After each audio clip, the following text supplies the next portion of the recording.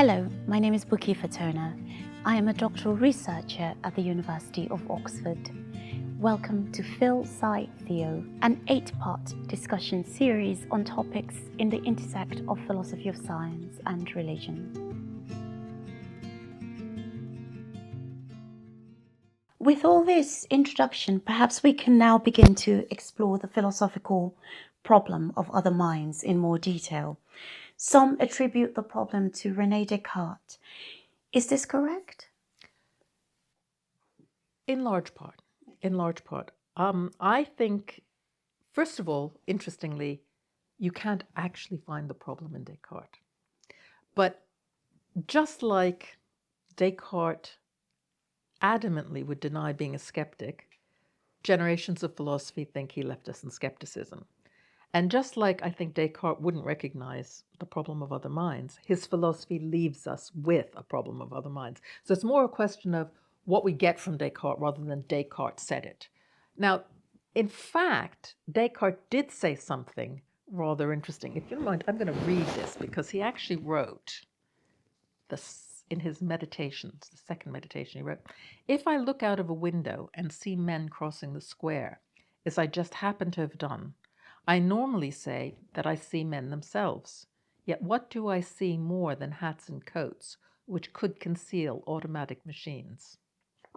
Now you might think, there's a problem with other minds, right? How do I know you're not a machine, right? But that's not what he was talking about. He just wanted to make the point that language can deceive us.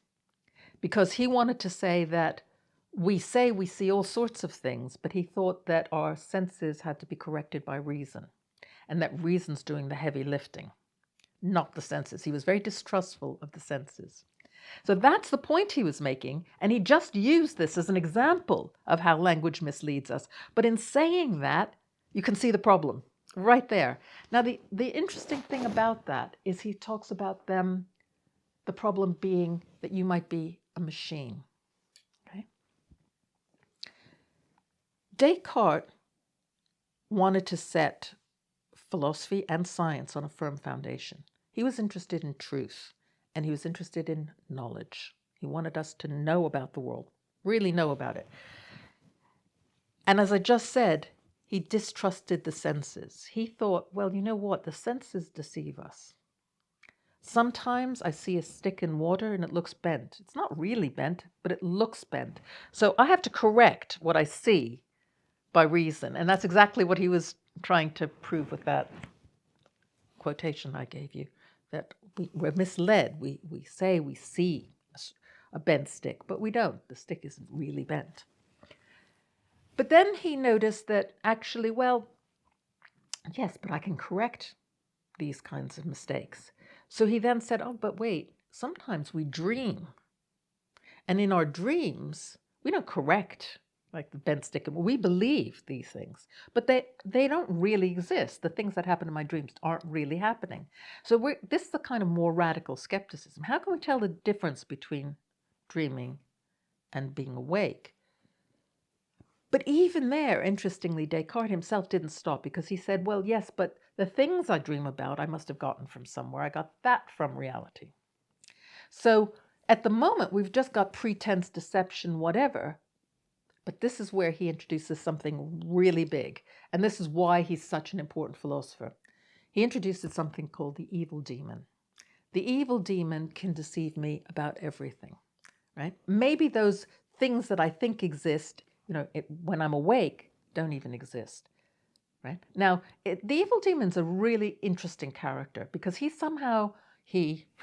stands outside and knows whether there is something there in reality or not. And he can look into our minds and say, what's in my mind matches what's in reality or not. Or he can play with us. And in fact, at one time, Descartes said maybe God did this. But then he didn't really want to go there. In fact, he wanted to save God to help us out of this deception. So he introduced the evil demon. Anyway, it's a very interesting idea. And nowadays, we may not talk about evil demons, but we talk about the mad scientist who plays with our brains and makes us think that we're engaging with a world that isn't really there. So one way or another, we can get to Descartes' idea. Now, once you've got that, the world's gone. Yeah? Once you start really getting skeptical, the world is gone, and so are other people. Now, he was more interested in the objects in the world disappearing. But generations of philosophers also noticed that it looks like other minds are disappearing. Yeah? So, yes, in Descartes, you might say we begin to have a problem. And what we have to remember about the problem is it's radical. It's that others don't exist at all. It's that they may be automata. It's not just that I can't know exactly what you're thinking. It's I can't know that you're there at all as a you, as a real thinking, feeling being. So we inherit a problem from Descartes, and it seems to be in parallel with the way a problem arises with the external world. Is that correct? So there's a parallel between the problem of the existence of other minds and the problem of the existence of external objects in the world. Yes, that's right. Not only did Descartes' work, as it were, leave us with a problem about other minds, but it left us thinking about the problem in the same way that we think about the problem of the external world.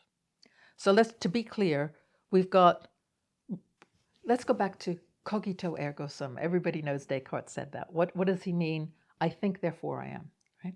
This thought, this me, is everything.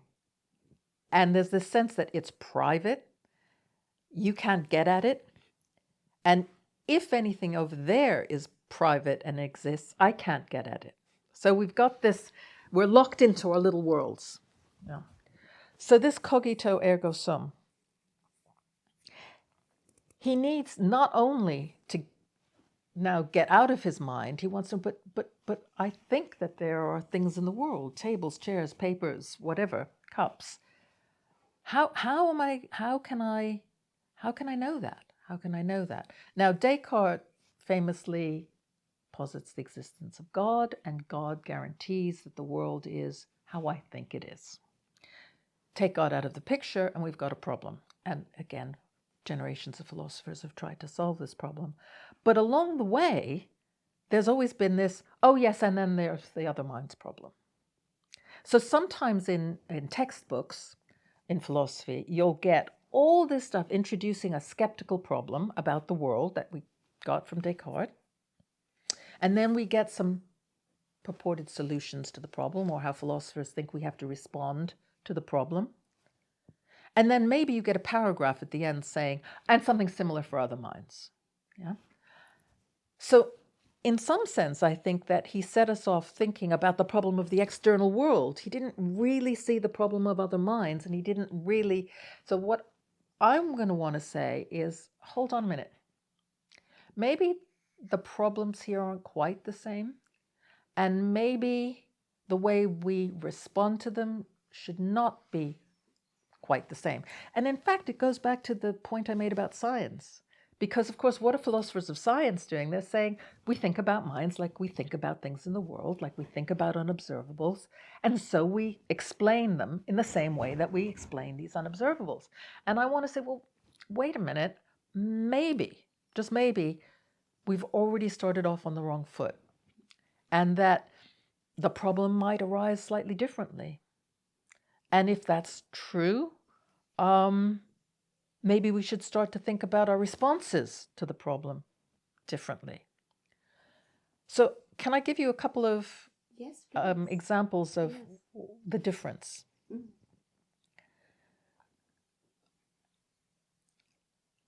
In the work of the Scottish Enlightenment philosopher David Hume, he ponders these questions that were raised by Descartes' philosophy. And it's not quite clear how he responds to them, but there is one interesting thing at the end of one of his chapters. He says, however difficult these problems are, I'm off to have my lunch and play a game of backgammon, I think he says. And it seems as if, in the words of a contemporary American philosopher, Stanley Cavell, he can exit the mood, right? You can just exit the mood. You know, in some ways, does it really matter if I'm dreaming I'm sitting in a chair or I'm really sitting in a chair? Life goes on. But maybe it's not the same when we think about other minds. I think there may be a difference between dreaming that others exist and they're really existing. And I put that word really existing. I'm now straying into some ideas that I get from the work of the American philosopher Stanley Cavell. I say contemporary, he died a few years ago, so he's not quite contemporary, but 21st century philosopher. And Cavell points out, he says, you know, there's some similarities with the external world, but there are important differences. And he just points out that I'm more bothered if you don't exist than I am if this chair doesn't exist. And we just ask ourselves, why? Why does it bother us? Now, Cavell thinks there's some importance that you play in my life and I play in yours. The importance of you to my thoughts and mine to yours. And we have, again, I think I mentioned it earlier, this is something we mustn't lose sight of. And here's another difference. If I stop thinking that this chair really exists, and when I say really exists, I mean that there is something independently in the world, independent of my thought about it. Yeah? So that if all human beings were extinguished tomorrow, these objects would still exist, is the idea. We're like the players on the stage that just walks across the stage. But it's not clear, says Cavell, that life would just go on in the same way if I didn't think that people existed. Think about, now I'm adding this, this isn't in Cavell, think about our reaction to robots. We don't treat them the same way as we treat human beings. And of course, it's an issue. At what point are we going to start treating, or will we have to start treating robots differently? Well, at the point that we think they really think and feel. Well, what point is that? We're going to come back to that, I think, later. But you can see that it makes a difference. And in fact, as Cavell puts it, I will stop caring about others. And that's a very different world to live in, a world where we don't care about each other. So already you can see that there are differences in the way we react to skepticism in both cases. And then the really philosophical meat here in Cavell is that he says, you know, this very idea of an evil demon, which he calls the outsider, doesn't work for other minds in the same way it works for the external world. And this is really interesting in Cavell's writing. He says, look, if you think about this outsider, he not only, you know, I understand what it is to dream or be awake. I have some concepts of being asleep and awake. I just don't know if I am dreaming or awake. And this demon or this outsider can look out there at the world and say, yep, you are awake, or nope, you're not awake, you're dreaming. Okay?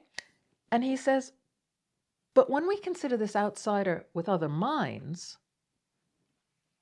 that outsider knows way more than I do. He knows how to tell whether you've got a mind. I don't even know how to tell whether you've got a mind, right? So I'm asking the outsider to do something more in the case of other minds than I do for the external world. Isn't that odd, says Cavell.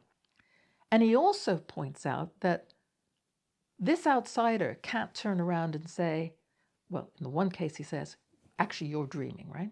He can't turn around and say, actually you don't have a mind. There are minds over there, but you don't have one. That doesn't wash, right? When I ask the outsider whether you have a mind, I know I've got one. He can't turn around and tell me I don't have.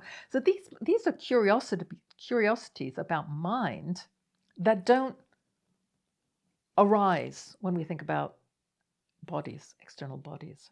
And all of this is used by Cavell to say, maybe we should think about these problems differently, not on a parallel with the external world. And that's where Cavell's work has been so interesting to me, that it's alerted me to a deep way of thinking differently about these problems. So, and actually reintroducing the evil demon helps me recharacterize those problems, because there is a sense that the evil demon has a mind.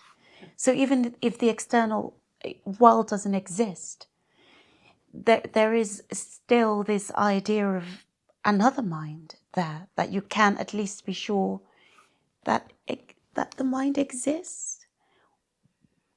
That you mean that there is at Yeah, least that there one is. other mind? Yes, there is a. Yes. I mean, it's interesting because, of course, I don't think we can get into this, but of course, there's always been the problem about how do we prove God's existence? God's another mind, Yes. right? But of course, then there are two problems. How do I prove the existence of other finite minds and infinite minds? Where the evil demon sits, he's probably more like some kind of infinite mind than a finite mind, but he's not a god-like figure. So he's a very complicated idea, and indeed this idea that we can step outside ourselves at all, even in our imagination, and contemplate this business is mind-boggling. And maybe even where some of the problem lies. Yes. But we'll see. If there are differences in the way we raise the problem, so problem of external world versus the problem of other minds, are there also differences in the way we should address the problems, particularly the problem of other minds? Yes. One of the things that comes out of Cavell's ruminations on the problem, and how our attitude towards the skeptical problem concerning the world of bodies and the world of minds maybe is a little different, is that he points out that while this outsider has this problem, how does he tell whether you've got a mind? If there is another mind, Cavell points out, that other mind knows. Now that's rather interesting, because what Cavell does at that point with that thought is he says, this isn't a one-way street. It's not just about whether I can know whether you exist, but you can be sitting there wondering whether I exist. Now, this chair doesn't care whether I exist or not, but you do. And that's an interesting difference. Again, another difference. And it's what Cavell refers to as the duality in the problem of other minds. And what's interesting here is that once you stop thinking that it's got to be like the external world, and you start appreciating the way in which the problem arises with others, one can also see that there's this duality. And this duality opens up other ways, maybe, of approaching the problem. And indeed, what's going to happen with Cavell's work is that, as I called it, a two-way street.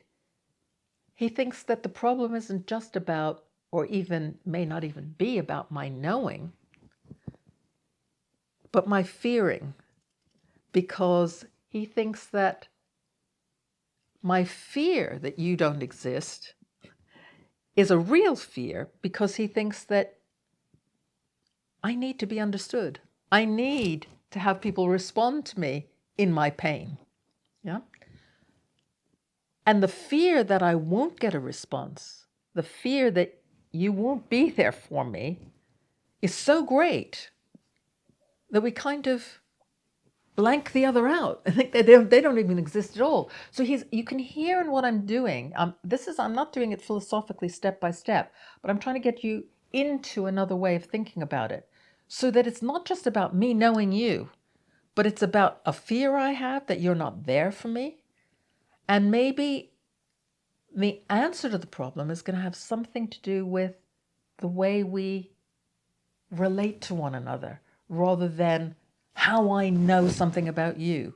You can hear already a shift from this private individual knowing that private individual to something about the way we relate. Yeah, I think that's as far as I'm going to go for the moment with the difference, but you can see that once you appreciate that there's a difference, it allows you to think differently. And the path that Cavell's putting us on is a path where we think differently because we can think about the problem from two sides. And that's going to open up the problem in very important ways.